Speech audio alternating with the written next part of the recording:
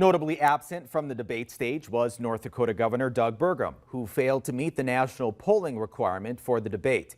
Despite not qualifying, Burgum has said he will continue on with his campaign, at least through some of the early voting states where he has campaigned heavily. Moments after the debate wrapped tonight, Burgum released a statement that reads in part, "Over 2 hours filled with petty attacks and infighting, voters learned why none of the career politicians on stage will be president and why political insiders have no business trying to artificially shrink the Republican field 2 months before the actual voting starts in Iowa and New Hampshire. Pundits, political insiders, and party bosses don't pick presidents, voters do."